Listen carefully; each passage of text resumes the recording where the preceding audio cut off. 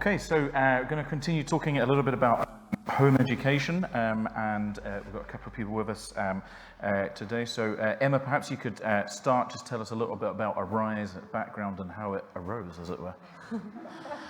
So Arise Home Education was started 2 years ago with myself and Shannon Swindler, who isn't here today, and we provide live online classes for home educators, for teenagers. We have self-placed classes, we sell digital material, and we do academic advising. We have a selection of different classes for high school age students. Some of them are taught for the UK exam system, and some are high school level classes, but not with a UK exam at the end of them. Perfect. And Michelle, you introduce Hilltop. Yeah. Hi, my name's Michelle. Can you hear me? Hi, my name's Michelle. So about 2 years ago, I started a group here in Edinburgh called Hilltop. Hilltop actually meets in this building in the basement. So we've got, it's a Christian home education group. It's a grassroots group. I started. We don't particularly follow any curriculum. We've got children all the way from just born to 14 years of age. So I create everything. So every term we have a different theme. This term we're doing something called Showers to Flowers. And then so we're heading into a botany unit. So I just find, I don't know, God just give me some inspiration, let me tell you, every term, and I run with it. And then we have indoor meets every fortnight on a Thursday here. So I feel quite blessed that this church has opened their doors to us to be able to do that, because that was very hard to find. Brilliant. And in terms of that side, how can pastors and educators work together to help facilitate that good quality Christian based education that children so desperately need? That's a tough one. I go to a different church local to here. I think it's difficult for pastors I think there's so much red tape. So like I said, I feel very blessed that Holyrood is allowing us to rent a space here. There's just so many legal ramifications for the churches as well. So really we would need insurance to rent a space. And I think a lot of churches are like that. I think that's the difficulty in renting any space for a group. You come into, you've got great ideas, and it could be of Christian values, and you're speaking to your pastor, but at the end of the day, you run into these legal matters that it's a stumbling block. So I've run into that myself. What role can the wider church play, not just pastors and leaders, but the wider church body? What role can they play in helping to equip Christian educators? Again, that's a tough one. I think financially, Christian home educators, we want the liberty and the freedoms to home educate our children and bring them up in a biblical worldview. But with that, what am I trying to say? With the government stepping in as they want to, that would limit our freedoms, obviously, but perhaps they would give incentive as well, financial incentive. I think even the new law, you could perhaps reach out and get financial benefit from the government, but I don't think a lot of home educators, Christian home educators, we want that freedom and liberty to raise our children to know Christ. And so, I don't know, any inkling of government help, that would be out of the question. But I think as far as churches, I think just knowing that Christian home education it's not, I don't want to say it's not hard, because it's hard. I struggle a lot. I think a lot of us do. I'm home educating my two, and I'm their all every day. And so it is hard. You're taking on a lot of responsibility, as we all know here. And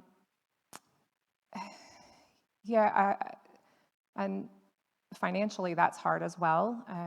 So I'm very thankful that there's Christian schools for those that want to consider a Christian education, because even myself, I have to work and I have to do this or that to make ends meet.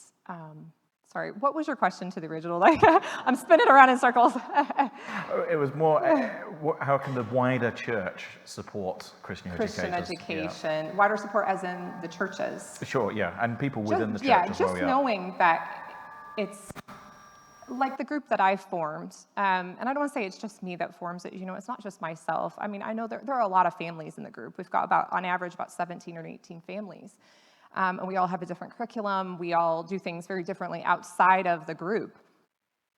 But just to know that it's possible, that Christian education is possible, that homeschooling is possible, there are options. I speak with a lot of moms, and it's like they don't even think about it because it's not, I don't know whether it's, because it's a sacrifice. Home educating is a sacrifice. I've had a professional career as well, and it's a sacrifice. I wouldn't change it for the world, but it's just to know that it is there. There are groups available, and yeah, that's my answer. Perfect. And Emma, you mentioned about different aspects of the more academic side of things that you do with Arise. Tell us a little bit, what curriculum resources do you use to support your particular form of curriculum that you offer there?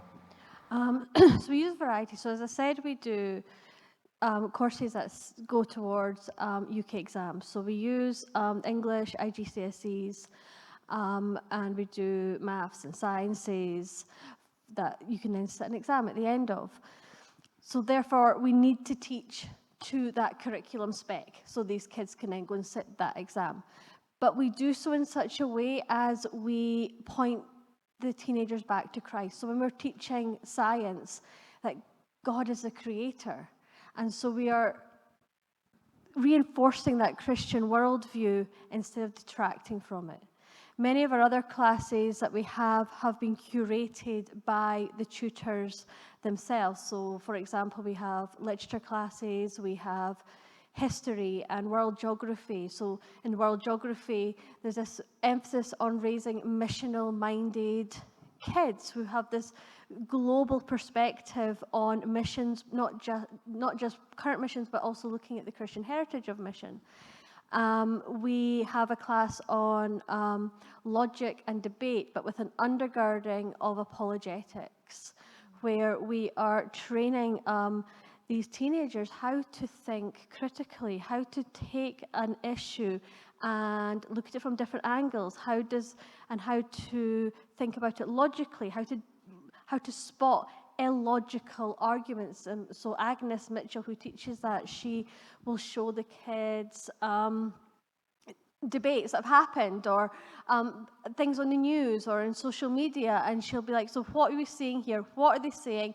And what is the logical fallacy that is being displayed in this example? I think there's some slides for some of the things that Agnes has done in that class. So depending on the class, we are able to either use the curriculum that's been given or that curation of something that is really inherently Christian in nature to be that vehicle, because we want to raise our kids to be able to think critically, so that as they grow, they are able to, into adulthood, they're able to spot these things about, I think somebody said earlier, about recognizing the different worldviews that are out there, and recognizing when one's false or when one's built on shaky logic, and be able to say, actually, that's rubbish because, but it comes back to when they're in their teens, being able to, well, how do you construct an argument? How do you recognize these things? How are you able to communicate that effectively? So in the literature class, we look at texts. We're looking at we've got Merchant of Venice, Pride and Prejudice, Great Expectations, and a couple of C.S. Lewis books. And we're looking at them through that eye of biblical worldview again. And by doing that, we're able to then use that to teach persuasive writing, so that they can construct a good written argument for whatever argument they're making from that text. Brilliant. And I suppose one of the things about education is parents are concerned about what's going on in the state sector a lot of the time, and parents want to be more involved. I think a lot of the time parents have found themselves being excluded from what's happening. Tell me, what role do parents play within the online aspect of Arise's offering there? So we really believe, Shannon and I are both home educators. It's in our DNA. I've home educated now for 15 years, and Shannon, she must be about the same. So as parents, we recognize that education is our responsibility. And we recognize when parents ask us to do a class with their teenagers, it is still the parents' responsibility. We're partnering with those parents in their education. So, for example, if I notice one of my students has not handed in maths assignments for a little while, I will send a little email to the parent and say, hi, they've not sent me anything. Is everything okay? Are they stuck?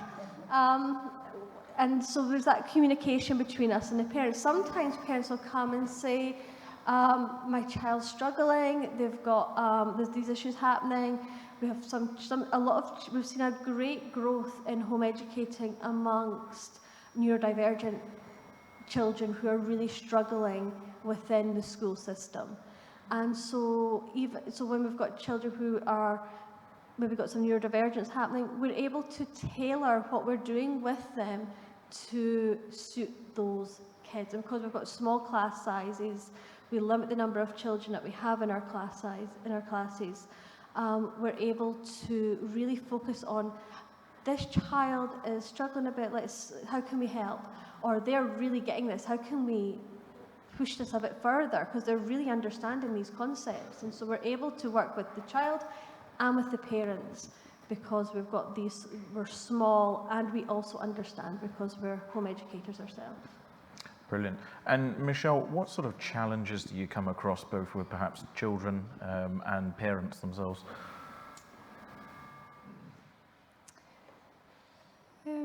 So far, I haven't come into any problems, which, Lord willing, we don't.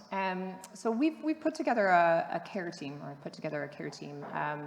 and that was to help me with these future issues. We've had a family who weren't a Christian when they wanted to join the group, but they were willing to walk alongside Christians and really interested in getting to know more about Jesus, and they were attending a local church. So that was one kind of thing that kind of inspired, hey guys, I really need to get their care team together. We really need to help me to hash out these kind of issues, because I know we'll have others in the future with folk wanting to join the group. Obviously, I want to keep it a Christian homeschooling group. But the answer was yes, of course, to that family. They're Christians now, and yeah. So I think we haven't had any issues here, from here. But that's not to say there won't be in the future. There are 18 families, so everyone. I would say one thing that is difficult is everyone's a part of a different church. So we're all coming from a very different, all believing in Christ, but there's no elder or anything for us to go to. So that's why I've had to put together this care team, if that makes sense. Perfect. And how do we keep education itself relevant for today's children? Education relevant.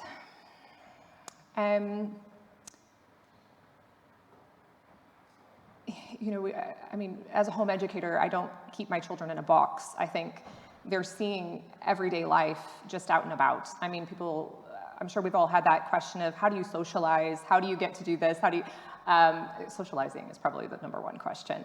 And so keeping it relevant, I don't think it's even relevant. I think even Melvin Knox School said it quite well, in that there's one biblical truth. And so that's probably foremost the one thing that I need to get into my children's little hearts, Lord willing, first and foremost, because everything else, it comes any moment.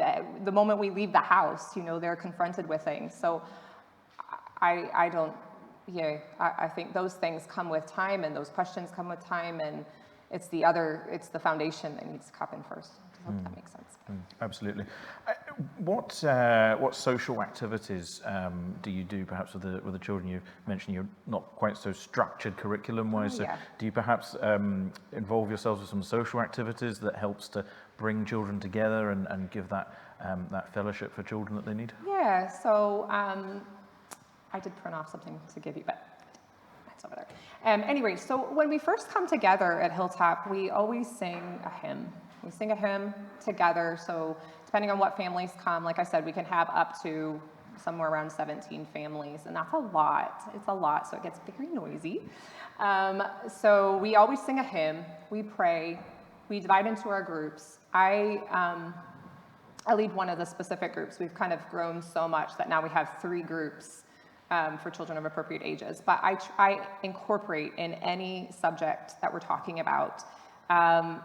Like this week, next week, we're talking about down in the dirt. So we're going to be talking about layers of the soil and worms and that kind of thing. And I've got lots of activities on that I do all myself because I just love it. So I do all of that myself. So, I mean, socializing is not a problem. We always try to have meetups outside of the group as well. I think it's been a blessing just seeing relationships form and families get to know each other where they wouldn't have known each other outside of the group. We meet up at the parks, we meet up wherever it's going to be also benefiting us in whatever we're studying that term.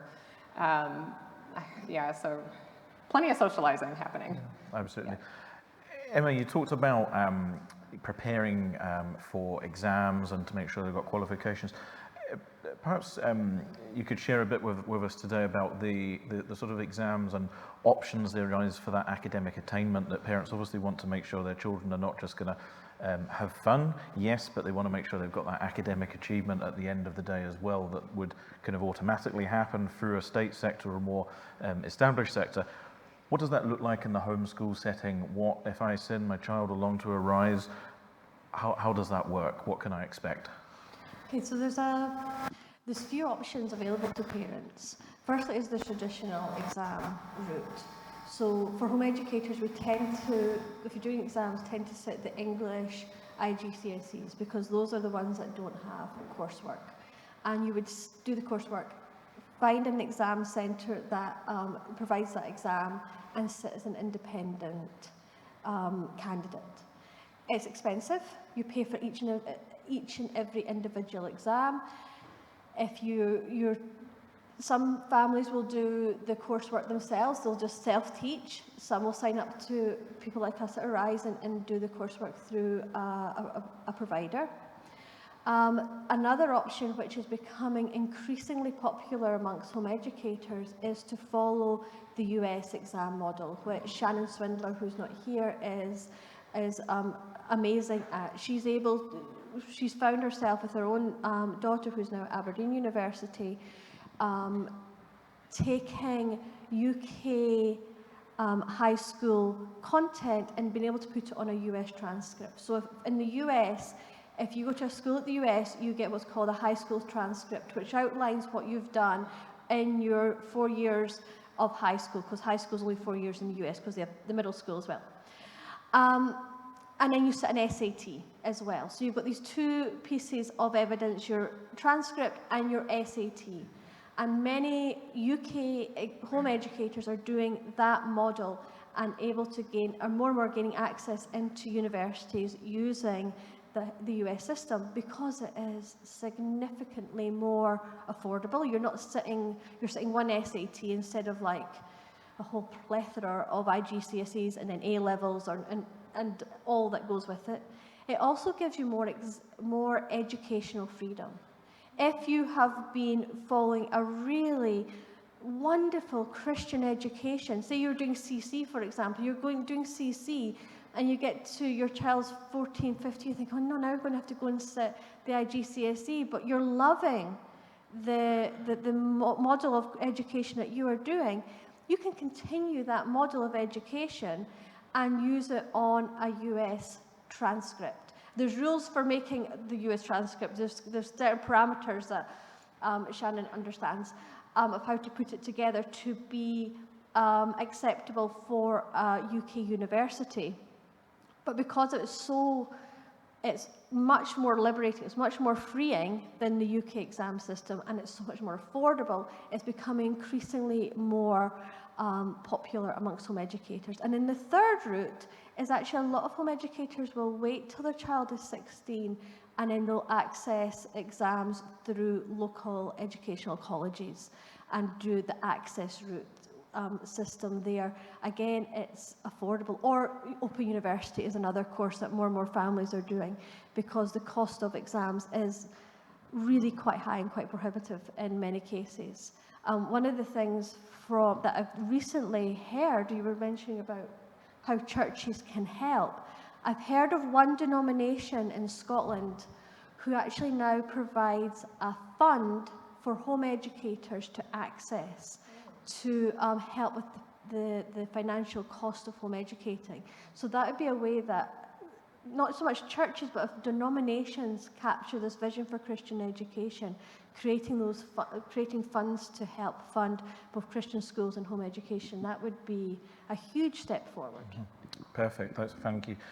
There's so much more we could go into. Unfortunately, time is up on our session just now. We could be hours going into lots of detail, but that's some really useful information about making sure that parents understand what's out there and what's available as well. Michelle, Emma, thank you so much for your time, and that's the end of the session. Thank you.